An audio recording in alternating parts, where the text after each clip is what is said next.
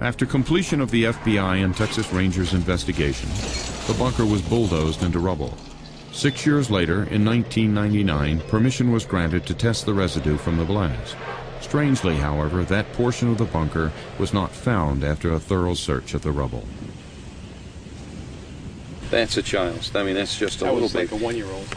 Yeah, see this? Boom. Yeah. You know? According to the FBI and ATF investigation, the Branch Davidians did possess some low-order explosives like gunpowder. But this would not be capable of penetrating 6 to 8 inches of steel-reinforced concrete like a high-order explosive such as TNT. The blast hole at the top of the roof, you can plainly see the rebar is bent in.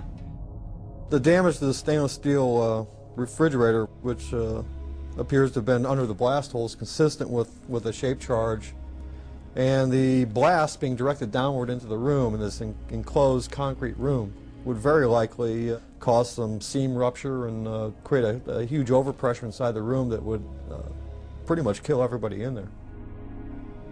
Anybody who was under this device when it was blown would have been horribly mangled, probably dismembered, pretty much like being thrown into a grain thresher.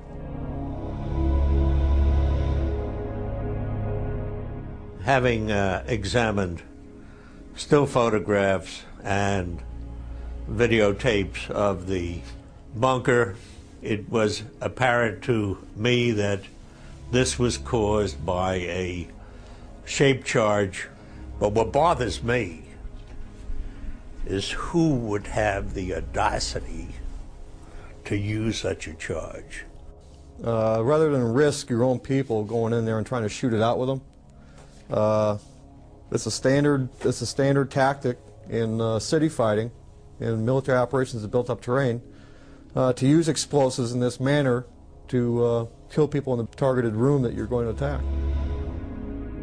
The military's advice to the FBI was that it should focus on the leadership and capture or kill David Koresh. It was to our benefit that we were able to prevent him from carrying out the second part of his prophecy, and that is that he intended to kill as many members of law enforcement as he could before his members were killed. It was to our benefit, and we're most fortunate that none of our people were injured. Well, it's very obvious that the effort that was demonstrated there assured that there would be no survivors in the church records vault.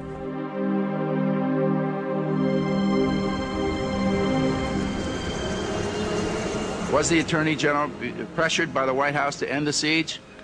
What were the roles of Webster Hubbell and Vince Foster?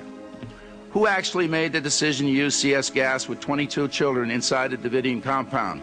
After 2 years, why is there still no clear answer?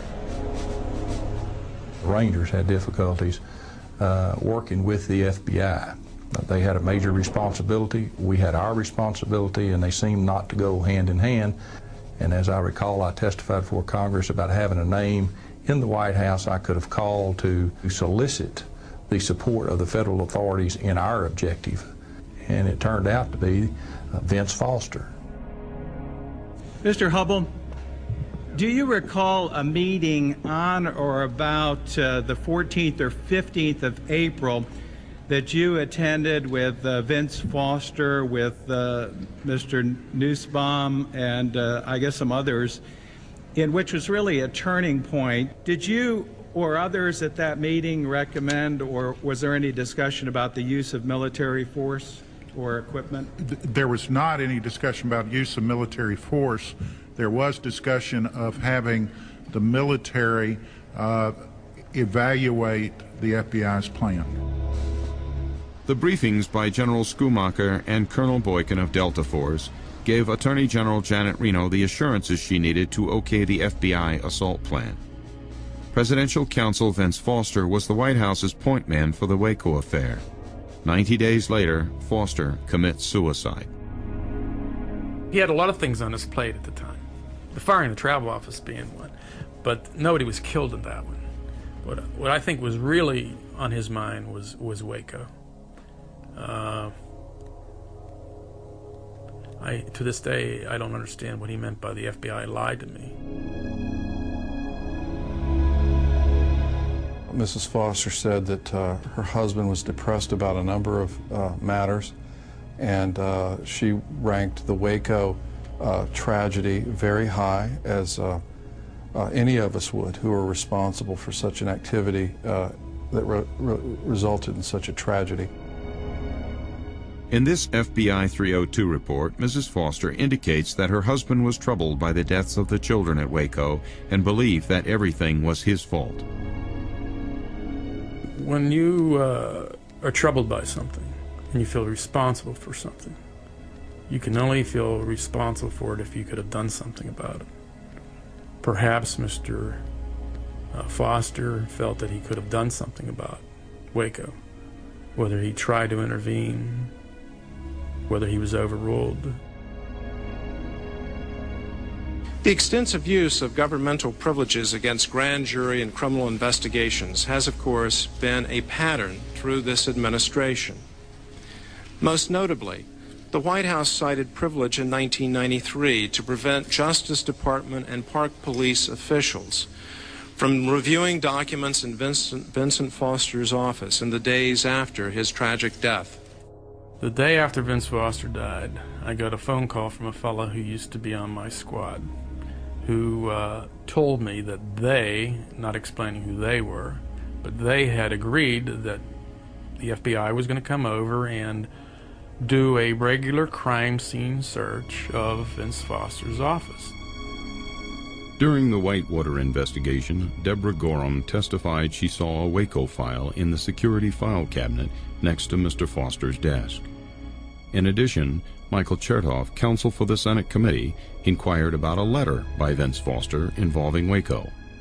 Neither was ever recovered during or after the crime scene search, and their whereabouts are still unknown. However, White House Secret Service agent Harry O'Neill testified that Maggie Williams was seen removing files from Foster's office the night of his death. Thomas Castleton, an intern and Mr. Foster's assistant, testified that he had also removed a box of files. Just to let you know where we are in the state of the record. We have received evidence that, in fact, the box was in Mr. Foster's office. Did you understand the box you were taking up was a box of files that originated in Mr. Foster's office? I did understand that, sir. You heard that from Maggie Williams? Yes. And in fact, it was Maggie Williams, the Chief of Staff to the First Lady, that you accompanied in taking this box up to the residence, right? That's right. What were you told by Maggie Williams about why the box was being taken up to the residence? I was told that the contents of the box needed to be reviewed. Reviewed by whom? By the First Lady. Maggie Williams was Mrs. Clinton's Chief of Staff. Maggie Williams took out, you can't call it anything else but what it is. It was evidence. One of the interesting things that happens in an investigation is you begin to get anonymous phone calls. And we, in fact, received anonymous phone calls from Justice Department managers and attorneys who believed that pressure was placed on Janet Reno by Webb Hubbell, and pressure that came from the First Lady of the United States.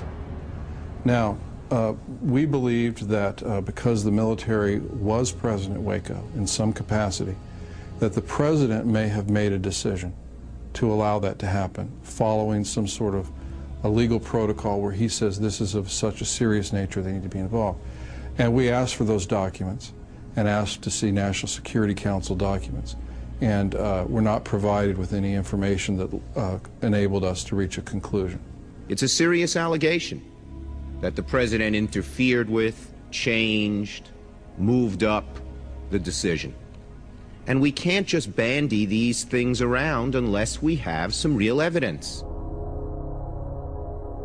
If Combat Applications Group was on the ground that day, actually pulling triggers, the origin of that